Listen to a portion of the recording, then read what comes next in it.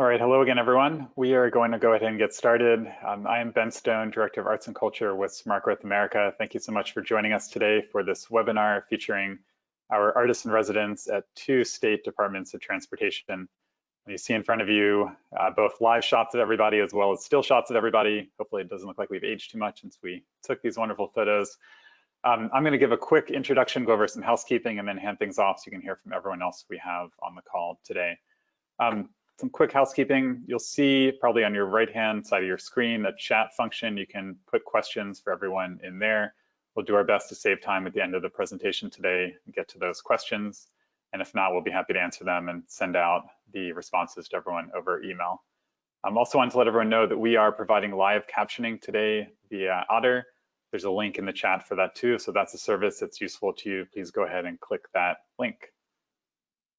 With that, I will kindly ask everyone else on my panel here, you can go ahead and turn off your cameras and please turn them on when it's your chance to speak. So if I can get my slide to advance, there we go. So I joined Smart Growth America about 5 years or so ago now to start the arts and culture team at the organization. We've run a number of different programs over the years. We fund projects, put money into different projects all around the country, mostly focus on transportation, but as you can see the image there, these days likely focused on the COVID pandemic. We also track projects that are happening all over the country at the intersection of art and transportation. We've done quite a bit of writing on this. And then we train people working at this intersection to do this work even better than they were already doing. And related to that COVID work, just wanted to give a quick plug for one of our programs, which has an open call for proposals right now. I know that's a long URL on the screen, but we'll save this and you can find it pretty easily by going to Smart Growth America. This is an opportunity that's open to anyone representing a transit agency in the United States to apply for funding to bring an artist into your COVID response work. We just finished the first round of this work, which you can also find out about on our website. So back to the topic for today, artists in residence in DOTs. I did some work with Art Place America a couple of years ago at this point, now looking at the intersection of art and transportation, wrote this field scan, which you can also find on our website, finding all the different ways that artists are involved in projects related to highway maintenance and transit and buses and road safety design, really all aspects of planning and design, development of transportation systems. And one of the real gaps that we found is that while there are quite a few artists who have been working at the municipal level, sometimes as artists in residence, sometimes in other less formal engagements, there really was a gap with artists working at the state level.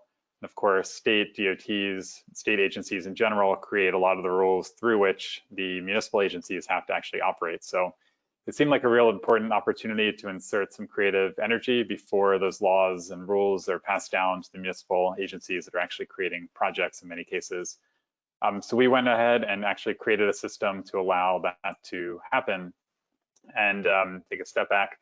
These are all different ways we found artists working on different projects, and we've been using these illustrations and these typologies to kind of pitch the idea of having artists work on transportation projects for a number of years.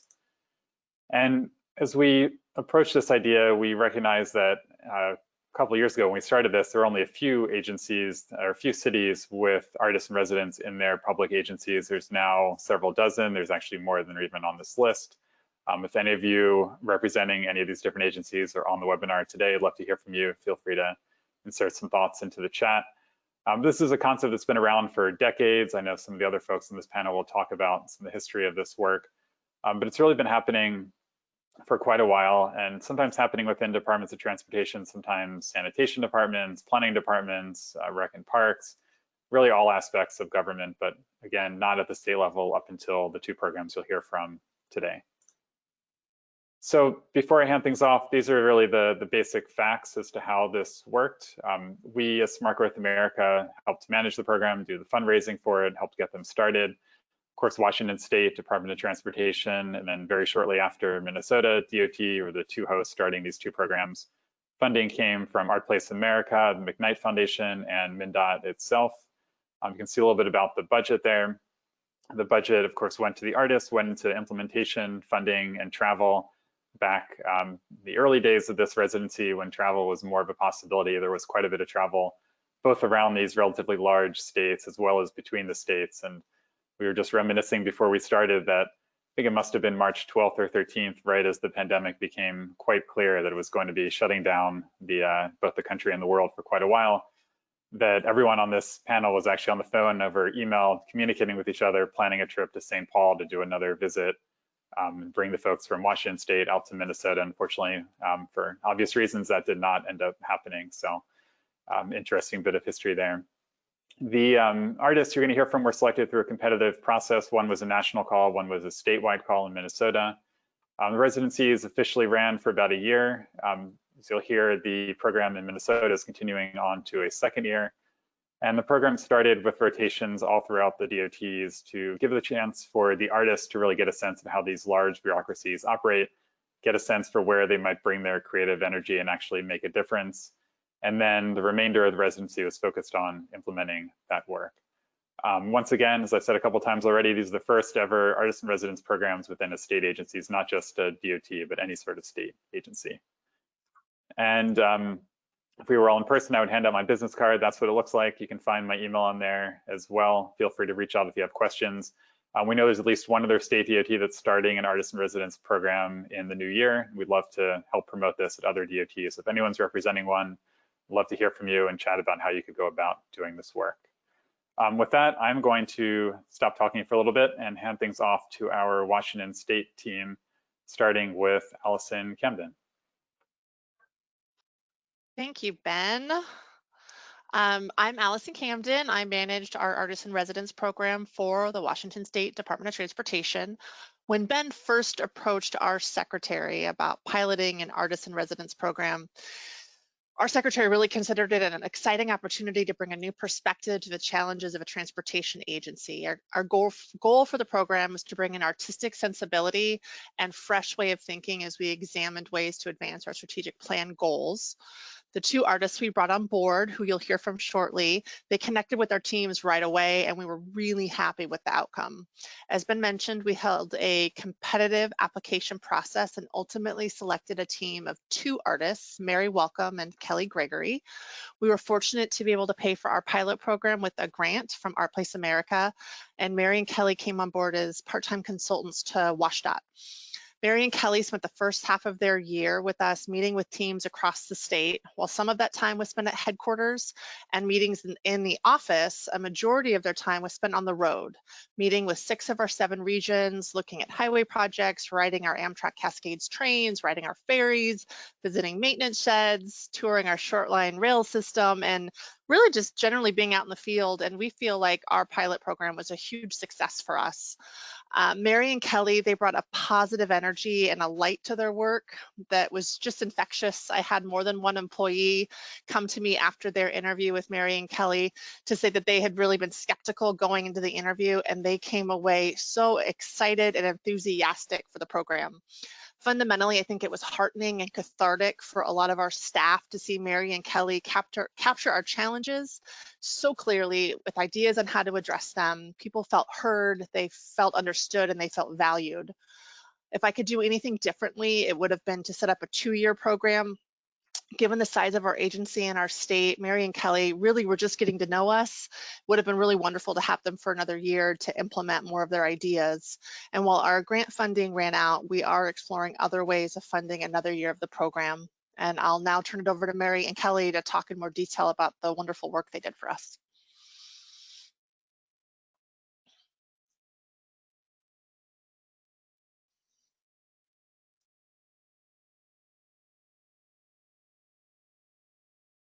Hi, I'm Mary. I'm beaming in from Palouse, Washington, which is a small town on the Washington-Idaho border. And hi, everyone. I'm Kelly Gregory. I'm beaming in from my sailboat underneath the Golden Gate Bridge in California. Cool. We're just going to get started. So jumping right in, like Allison said, we spent our time at WashDOT really exploring the intersection of arts and transportation. We had an office space at headquarters on the Capitol campus, but we also had a high intensity schedule of rotations across the state, getting to know all the different regional offices and the departmental divisions. We really looked at everything from accounting to legislation to roadkill to ferry systems. While we did manage to do all of our rotations and most of our project production, our closeout time, our last 2 months were cut short by the state shutdowns. And so since then, we've been trying to share our work digitally and go to things like this.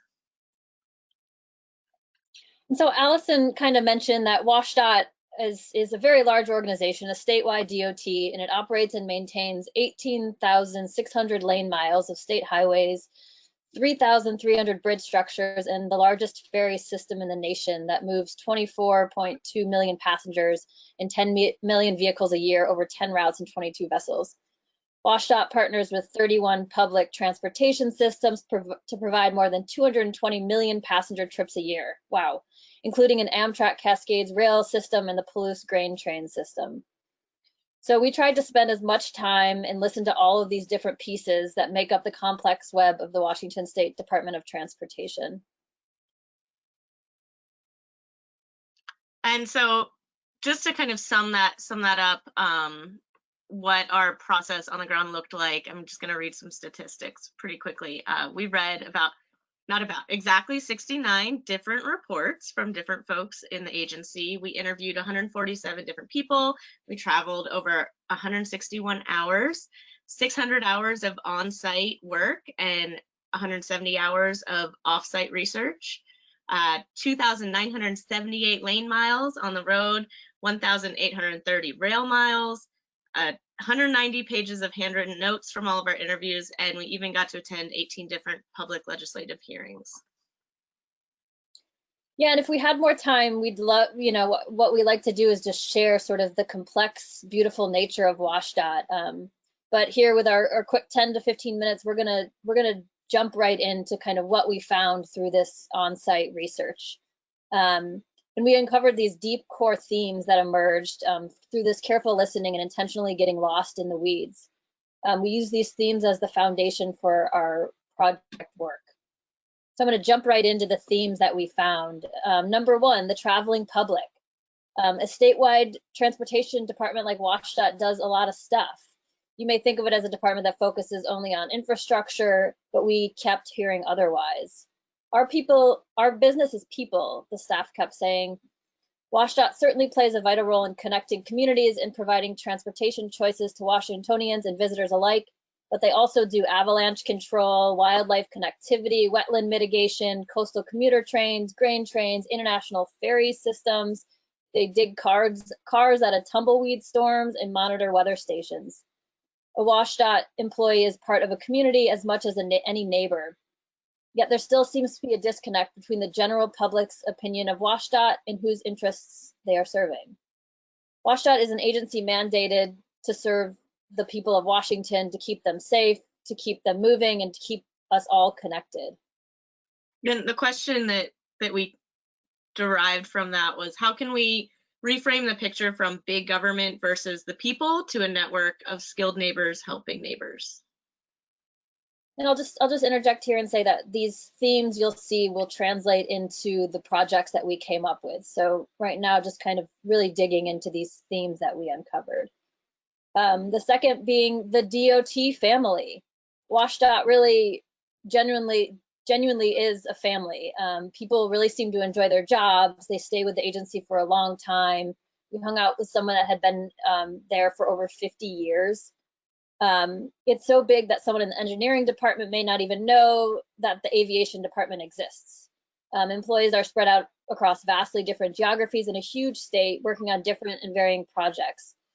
Yet everyone seems to have this shared vision in serving the public and creating and maintaining a world-class transportation systems.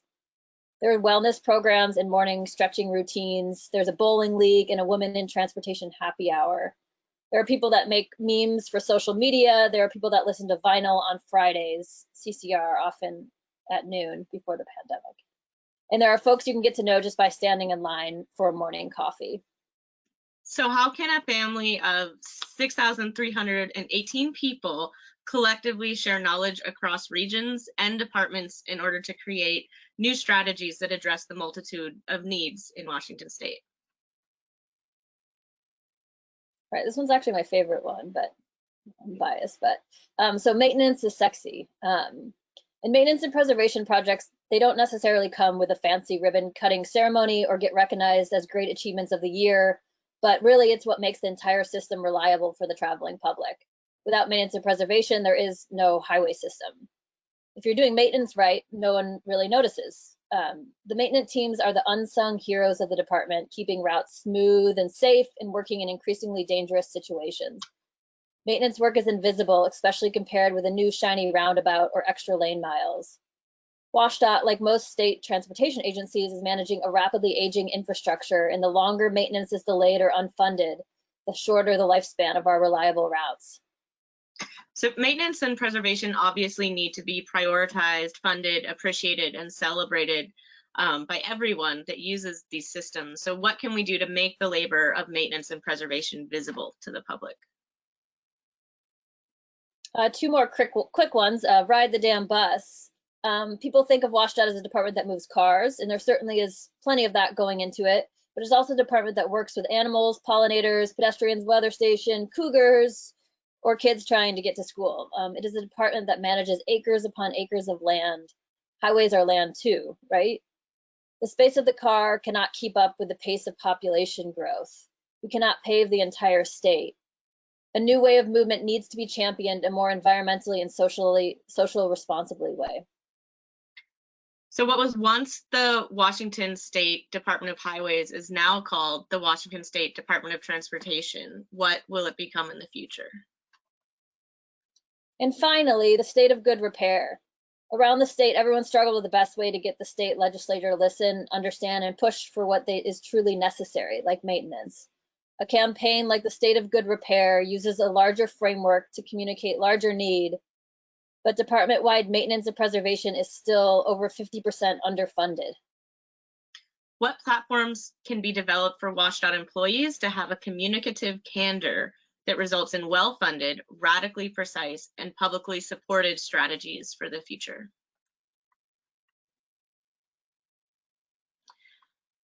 So through all our interviews, those are the themes we kind of landed on, and we developed a series of experiments, projects, and conceptual just proposals that address these different themes. We're going to fly through some of our favorites here. This research process did inform all of our creative projects, and we'll briefly walk you through some of these examples. Number one, 3C26, a gallery on the inside. Instead of solitary work environments, we transformed our offices at a wing in the WashDOT headquarters in Olympia into spaces of flux and conversation, as we hosted drop-ins, miniature exhibitions, open office hours, and focused creative sessions. Lane miles. We used photographic, found, illustrated, and narrative documentation from our regional and departmental rotations as context for a public-facing gallery space at the WashDOT headquarters in Olympia. The photographs chronicle 6 months on the road around the state with WashDOT employees. Listening in. We conducted over 400 hours of interviews and research with staff across the state. Between multimodal regional tours and conference room marathons, a narrative emerged to help us understand the human ethos at the core of a statewide transportation agency. The shared language of WashDOT employees, questions, phrases, frustrations, desires, and definitions provoked a candid conversation for each other and the environment we move around in. A curated selection of sound bites were hand lettered and installed at the 326 gallery. Transportation Social Club was an all-for-fun after-hours networking platform for transportation professionals. We hosted in hotel bars, small-town coffee shops, and in a local burger joint. It is within these social moments like these where we could grapple with the political and the personal as it affects the way we move around in a traveling public. Oh, pre-pandemic days. And lastly, the inevitable truths. Equal parts play and provocation. We produced a series of transportation-themed bumper stickers for a limited release at a transportation conference. The phrases were sticky subjects in the agency using assertive language to speak necessary, inevitable truths about public transportation, maintenance, and preservation. We also wanted to accentuate tender messaging within the agency with stickers that reference family, community, and public service. So many of the projects and experiments that we did were social, conversational, research-based, and also theoretical. Towards the conclusion of our residency, we produced also a series of print pieces that have been distributed throughout the agency and to other partners on the project. And all of these materials that you can see in this picture will be available for the public to purchase via Flower Press, which is a small publishing house, in early 2021. So stay tuned if you're interested in holding these in your hands. They'll soon be available. I'll start with this first one, which you can see at the top with the spiral binding. It's called "This Book is a Bridge." And this was a piece that chronicled our journey, and it set the stage for future creative dialogue and presenting a number of projects that address the common themes along the way.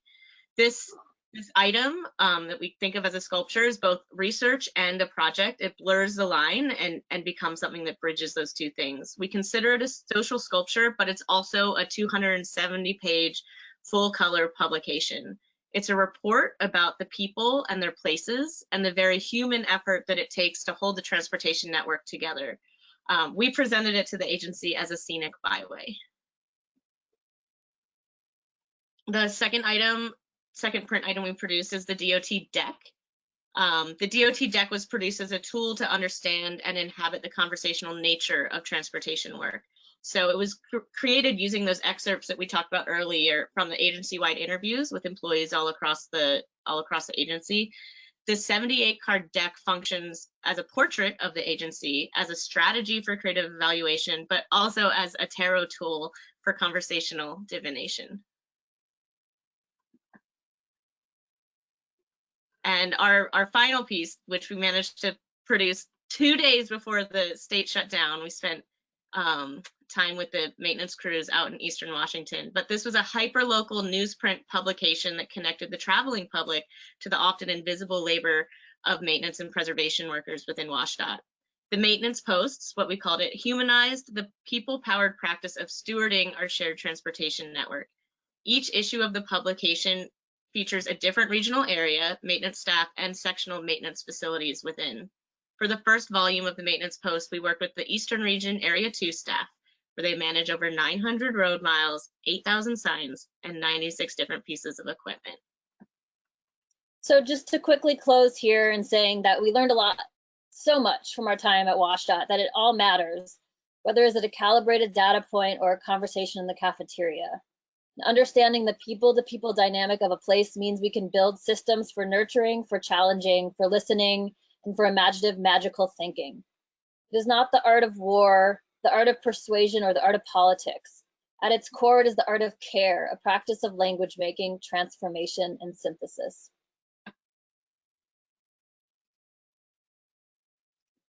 Thank you. Thanks.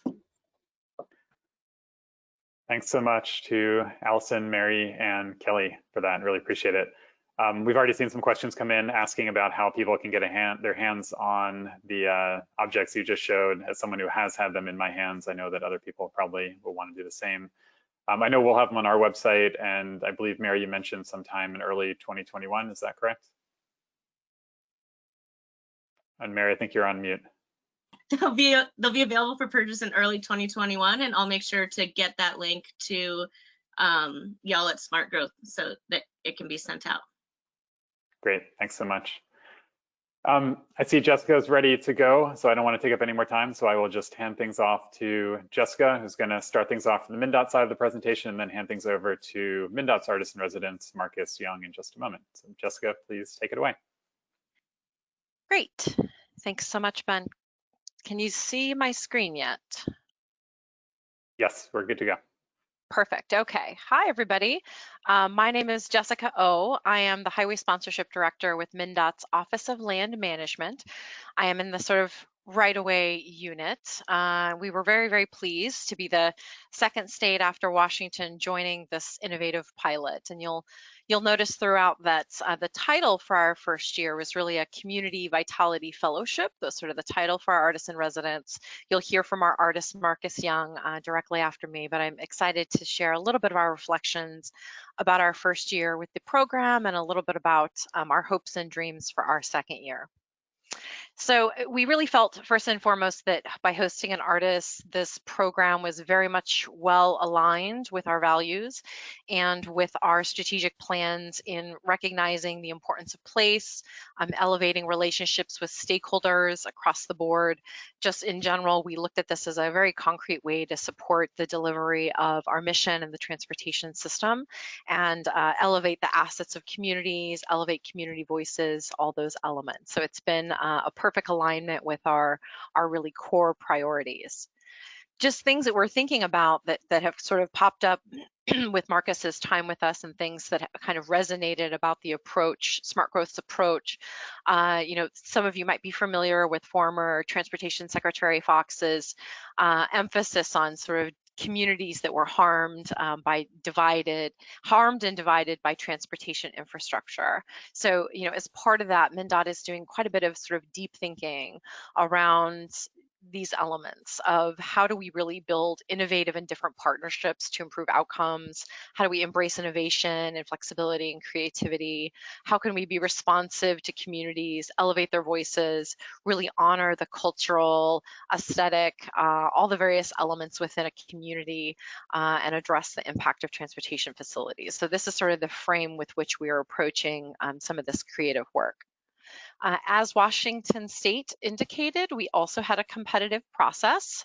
We were very impressed with the level of artists that applied, including Marcus. So Marcus, I will let him introduce himself to you here in just a little bit, but we were so impressed that he had experience in working with a government agency and really it resonated with us. He describes really the magic that is artists working with governments. And so we were very impressed as well and sort of also surprised that he's a behavioral artist and comes from a background in theater, music, and dance. And, you know, our folks really were thinking of artists in a much more one-dimensional way of visual artists, but we were very pleased to have Marcus as a behavioral artist join our team.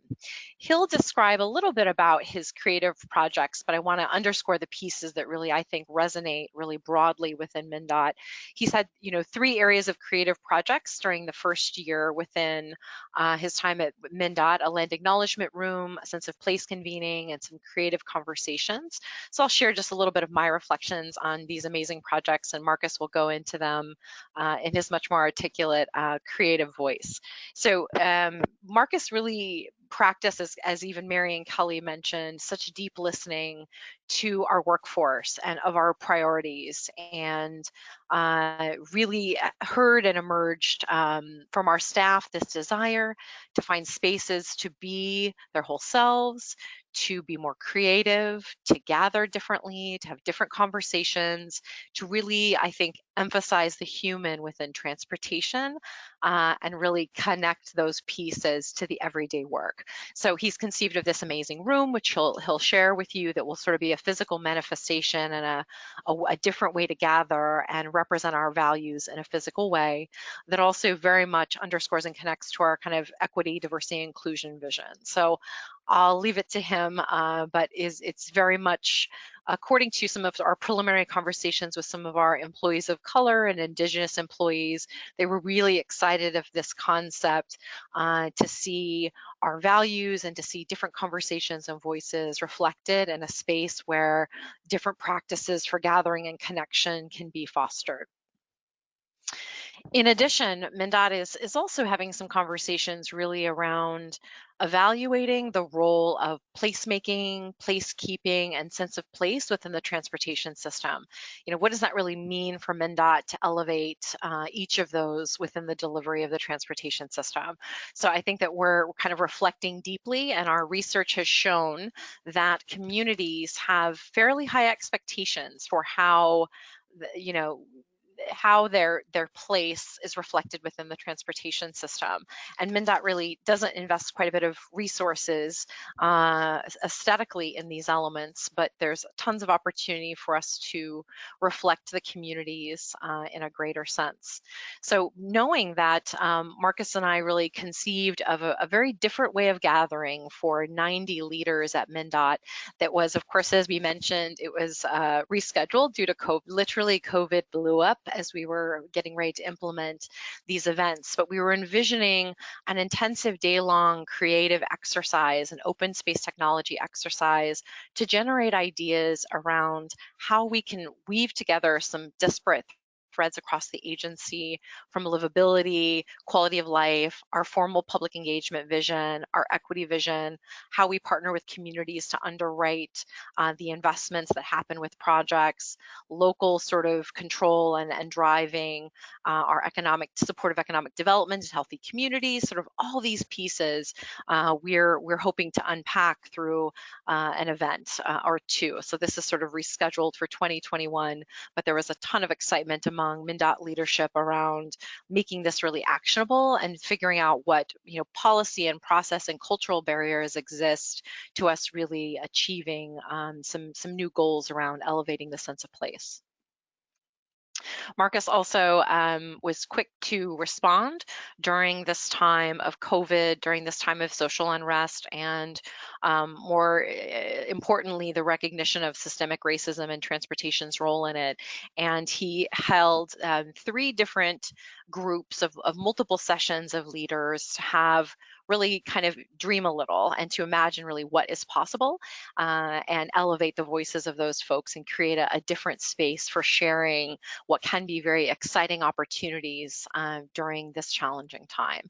So we had conversations around land acknowledgement, communities' connection to land, how we can provide the tools for employees that really want to honor Indigenous people and histories as part of the traditional stewards of land and our difficult histories, all these various elements from environmental sort of carbon reduction discussions to our workforce, to our equity vision, all these different elements. We were able to have some very creative conversations that I think fulfilled a great need during this time of remote work, during this challenging time for a need to connect and a need to be creative and talk about what is possible.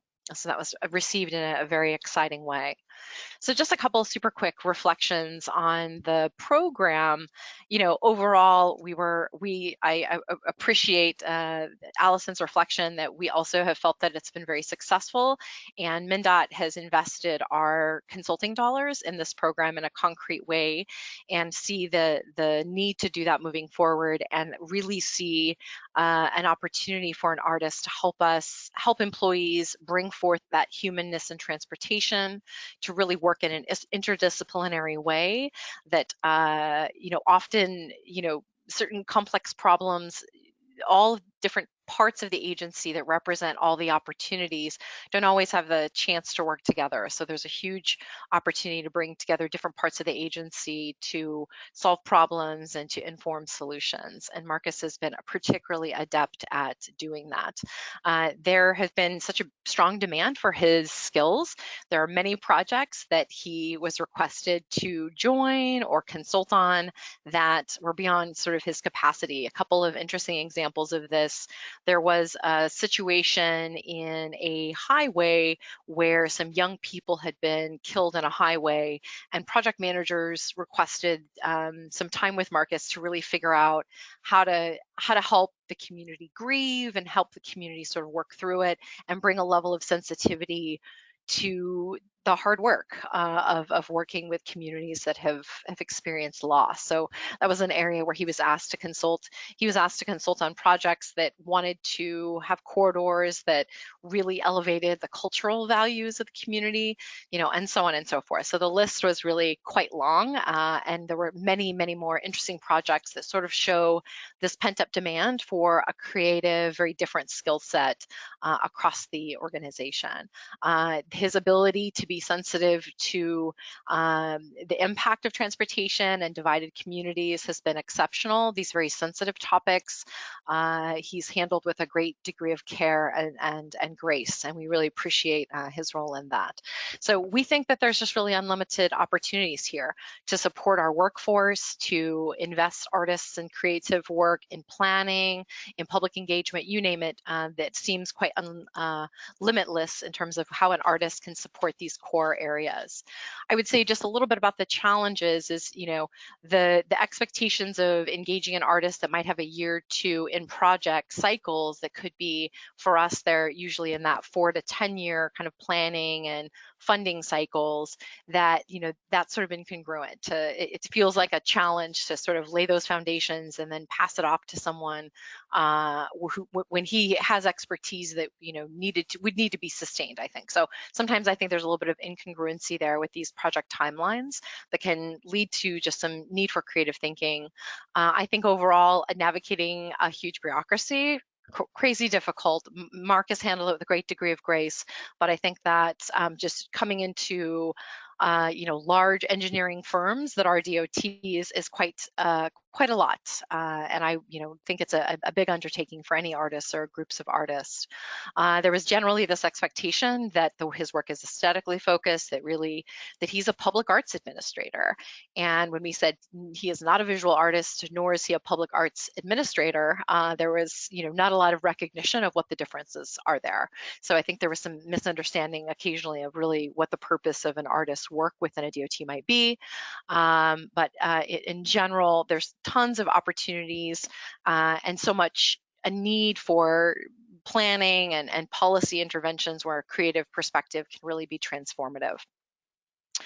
So as part of we are very excited to be part of the second year of this program, and our second year position will be a Transportation Equity Fellowship that Marcus will really hold. And this is MnDOT's really formal stepping into a recognition of the role of systemic racism within transportation, and you know, how it impacts our histories and our stories and our planning moving forward. So we are very excited to have him play a very concrete role and build on some of the relationships and projects that he started in his first year. So with this second year, we're really looking to have, you know, Marcus will focus on kind of 3 different types of areas. You know, he's going to lead a creative discovery process within MnDOT to collect stories. We're celebrating the centennial of the trunk highway system in 2021. So, you know, an opportunity to both look back and both our good aspects of our history and challenging aspects of our history and those hard truths. We hope to really have kind of an honest reckoning and a chance to tell many different stories in the delivery of the transportation system and elevate community voices within that. Then he'll also really be helping inform the statewide multimodal transportation plan. And so really bringing those voices in, helping hopefully build and dream and imagine of what a more equitable future in transportation can really look like in the state of Minnesota. So I'll just, for those of you that are interested, you're always welcome to reach out to me. I won't go into super great details here, but we are really thinking through, you know, are there additional policy and process and cultural enhancements that are needed to really help our project managers carry our history and understand systemic racism deeply, and how can they apply that to their work today? And are there culturally responsive approaches that, you know, we can apply to technical projects and to our delivery of the transportation system that can really change outcomes? So I think we have a lot of really exciting questions for Marcus to grapple with during his second year, and luckily he has relationships with us so that, you know, operating in a remote COVID environment, I think he'll be able to do it with success. So we're very excited about our year 2. Just a couple of quick resources. I think you guys have already seen these. Ben referenced this around the field scan that Smart Growth released. Very compelling and interesting articles with Pew Charitable Trust on artists and engineers. And there's quite a bit of interesting scholarship and things around arts and construction mitigation. So tons of interesting opportunities for collaboration. So if anyone has any interest in learning more about our program or reaching out to me, there's my contact information.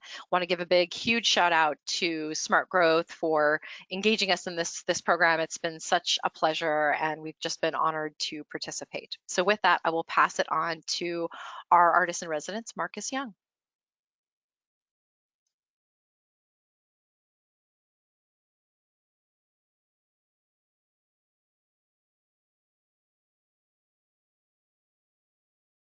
Thanks, Jessica. Let me see if I can figure out how to share my screen. We can see your screen, Marcus. You can you see my PowerPoint? Yes. Oh, I can't for some reason. Let me see. Well, okay. So thank you all. My name is Marcus Yang. Yang Mo is my Chinese name, and I am joining you from the land of the Dakota and the Anishinaabe. We also call it St. Paul and the Twin Cities of Minnesota. And I just want to take a moment to acknowledge what this is. I think we heard from Mary and Kelly and from Jessica that a lot of the work that we've been doing is examining how we gather. And here I am in my little space at home, joining you, gathering this way, but I want to take a moment to acknowledge this work of bringing very different kinds of knowledge and energy and purpose and ways of looking at life and the world together in a creative space, in a generative space. And I want to acknowledge the calculated and large risks that we all take to be in this space together. This is not just like bringing together peanut butter and chocolate into a new recipe. This is more like bringing together atomic peanut butter and atomic chocolate, that the potential energy, because these things are so far apart normally, but bringing them together in very considered ways has the potential to pay off in very unexpected outcomes. So I want to share with you some of the work that I have done in the past, just to show how maybe a different way of thinking produces art, and maybe you wouldn't even call it art, but produces work that creates new space. Okay, so let me see if I can get us through this a little bit. Oh, by the way, I'll just say I like to use the term behavioral artists. You know, I think of behavior on the individual level. I think of behavior on a government agency level, systems, ways of organizing, ways of behaving in the world. And that is a medium worth examining and manipulating and reshaping and reimagining. So my time in St. Paul, I was city artist in the city of St. Paul, housed in the Public Works Department for 9 years. That's sort of part-time capacity. And I was very inquisitive about these little tiny stamps on the corners of sidewalks. And to me, it looked like it's a space for writing. And so I started the process of examining, well, how does sidewalk get replaced? And this is a system, it's a very modest system.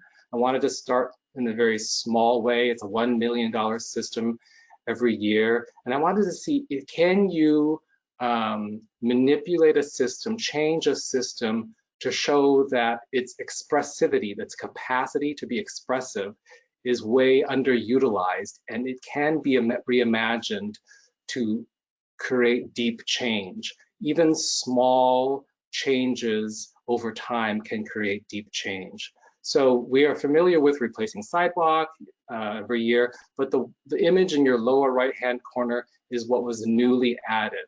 Can we create a stamping process? Now, of course, this looks simpler than it really is, but can we create a stamping process that publishes poetry in our everyday sidewalks?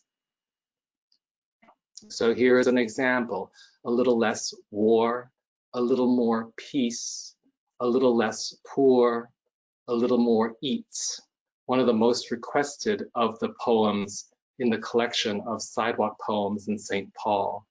And so these poems then appear anywhere where the city is repairing sidewalks, and counterbalances what we allow to be in public space more often commercial or regulation based. But here the poem reads, "The sky fell on my toes and I was a fast runner." What does that mean? Gives you a space to imagine yourself and your city in a new way. The sky fell on my toes and I was a fast runner. Residential spaces as well. So these just popped up because we were changing a system that could go everywhere in the city. And this is back in 2014 after 6 years of the project. Every blue circle is a 2-minute walk radius of where a poem was installed. And now it's been 6 years again since 2014. So you can imagine that these have really blossomed and sprouted everywhere within the city of St. Paul. And those 2-minute walk radiuses at that time in 2014 covered almost 17% of city land from one small gesture, tweaking one small system. Here we have a sort of atomic, I was using the word atomic earlier, the word atomic kind of proliferation. And that got me thinking about, of all things, stop sign posts. You know, one of the things I would like to emphasize in this short talk is that art can be found anywhere, or the potential of art can be found anywhere.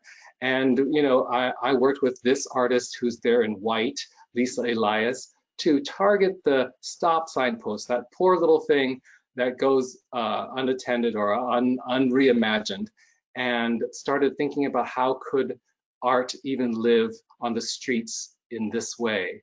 And so just imagine you're coming home from work one day and all the stop sign posts in your neighborhood get transformed into something very, very different. Maybe helping you take a second look at your own neighborhood, at your own life, and how it can be reimagined. If the space of a sidewalk can now become the city's book of poetry, and if all these stop sign posts can change into dynamic sculptures, you know, what else is possible? So this is really opening up space to reimagine the world that we live in. You can see here was just the small neighborhood sort of plan to change these stop sign posts, but you can imagine as we zoom out, all the stop signs in a city. So again, one of my main points of this presentation, the potential of art is hidden everywhere. And by bringing an artist into a space where artists, or at least the art making, is maybe mostly relegated to surface treatment, and not to say anything negative about the traditional way of creating art, but my time with City of St. Paul, but also with MnDOT, has been how can we really look at the world in a deeply different way?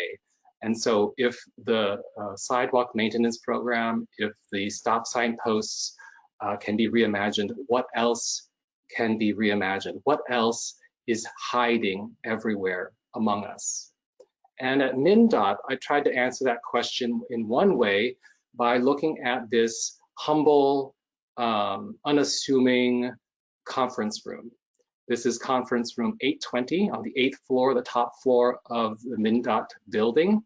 And it's literally, you know, kind of beige, literally beige. And I thought, well, if I'm interested in how we gather, how can we imagine the spaces in which we gather? And so this is a rendering. It's an idealized kind of rendering of the space reimagined, because I'm in the process right now of transforming the space. And you know, maybe in a couple of months I'll be able to show you a finished product. So forgive me that this is a rendering, but it's a close rendering of what it will look like. A space that welcomes your creativity, a space that welcomes your sort of whole self. And I'll get into detail of how we do that a little bit. So this space is going to be called the Land Acknowledgement Confluence Room. So a little play on words of conference room. The Land Acknowledgement Confluence Room. It's a temporary redesign of a MnDOT conference room. And it is a place, but it is also a placeholder so that we can all practice acknowledging land in better ways.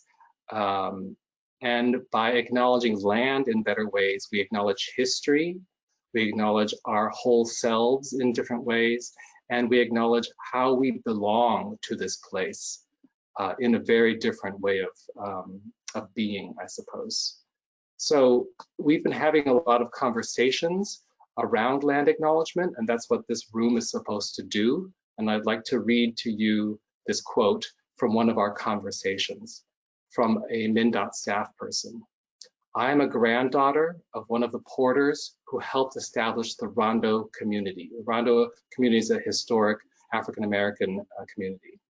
I have a perplexing space that I live in, working for MnDOT and acknowledging the fact that it tore up a community that I will never get to know. Some things you just can't mend. Some wounds are so deep that the scar tissue is within. Even if you create a land bridge, you still have the scar of the depth of this freeway that has torn apart a community and the social insight of the people. So these are the kinds of words and sentences and emotions that are coming up when we hold space for people to really deeply share how they view their work and how they view the community. This room, like I said, is a place and a placeholder to explore new everyday cultural practices of land acknowledgement. And it's to demonstrate how space, reimagined, can help encourage creativity, whole self-engagement, deepening connection, and humanizing the work of the agency. The elements in the room include inspiring transportation and civic art so that we can see what is possible. So often we work only based on what we know. One example of that is someone in a conversation said to me, MnDOT brings technical solutions to the crisis of the spirit. You know, problems related to land are related to the spirit, but we bring technical solutions. So, you know, this room is trying to help us feel and think differently so that we can bring bigger, better, broader, deeper solutions to the problems that we face. A second element in the room is a diversity and inclusion collection from the MnDOT library to make those items in the collection more applicable to the work that everyone does. And this conference room will be used just like any other conference room. You can come in and use it for your everyday work. And the feeling around you as you do your work, though, is to remind you of these bigger issues that connect you to your work, that you're not working in isolation, that you're working in the larger field of belonging and the larger feelings of land acknowledgement, the larger practices of land acknowledgement.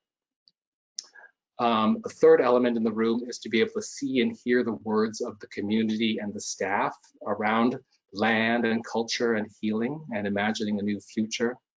And then lastly, objects to support people's whole self-engagement.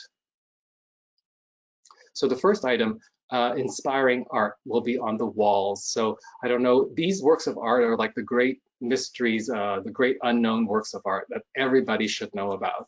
Mara Lederman Euclides in the early 70s created touch sanitation, where she went for 11 months to shake the hands of 8,000 sanitation workers to remind them that what they do keeps New York City alive. This is the city that she works in. And Peter Schwarzbein in El Paso, using a fake media campaign, like putting up these posters, was able to drum up interest in reviving a streetcar system that was going to be discarded and let go of. So the power of fiction to create reality. And then Tam's Year 10, the power of poetry and photography and activism to close down a supermax prison in Southern Illinois, to get the legislature to vote for it and to get the governor to sign the closing of a prison. These examples of inspiring civic art will be part of the room to remind all of us as we work in the room of what is possible. Like I said earlier, the diversity and inclusion collection of the MnDOT library will be placed there and made very present so that people can use this resource in a more integrated way in how they do their everyday work. And then a couple more slides. This is again another quote from one of the conversations that we held around land acknowledgement. People are going to have a hard time getting a grip on this. I'm a land surveyor. We took land and turned it into property. It was never property before that. It was all for the purpose of generating revenue for the government. It's not just land acknowledgement. The Columbus statue coming down is going to get people thinking. There's a lot of stuff popping wide open. It's going to be really interesting. I'm looking forward to it. It's a move in the right direction.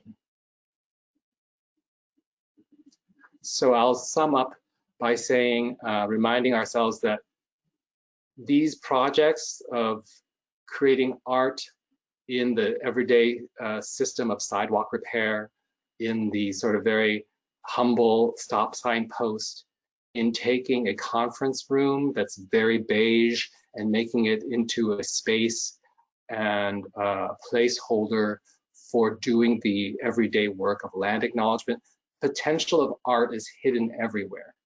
And with this last project at MnDOT, the turning towards people as the resource for creativity and reimagining our future, that if you create a space where we can gather and really work on things together, that the potential of art is hidden not only everywhere, but within everyone. So I think that is the last of my presentation. And I want to thank Ben and Mary and Kelly and Allison, and particularly Jessica, for creating this opportunity. Thanks so much, Marcus, and thank you, Jessica. We have about 1 minute to spare, so I don't think we're going to get to all the questions that I've been seeing posted in the chat. I think instead we will try to get some answers to those posted when we post the recording of this webinar. I just want to take a quick moment and thank everybody who joined us today, thank all of our speakers, and really thank the folks at MnDOT and WashDOT who took a chance on a program that really didn't have much of a precedent.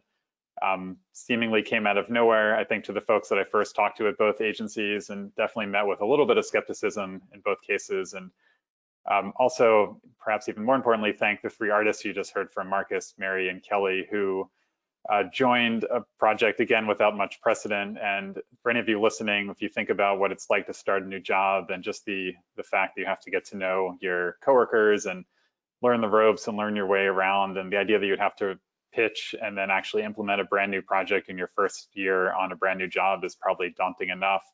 Combine that with the fact that you don't just have 10 or 20 coworkers, you have thousands and thousands of coworkers. Combine that with the fact those coworkers are scattered across an entire state.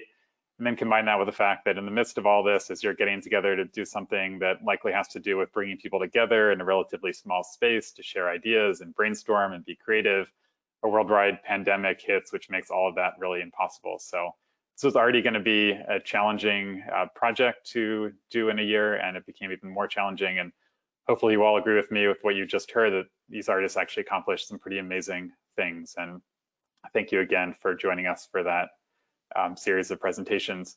We're going to have a lot more for all these projects. You heard about the fact that there'll be some objects created in Washington by Mary and Kelly that'll be available to order online coming soon next year.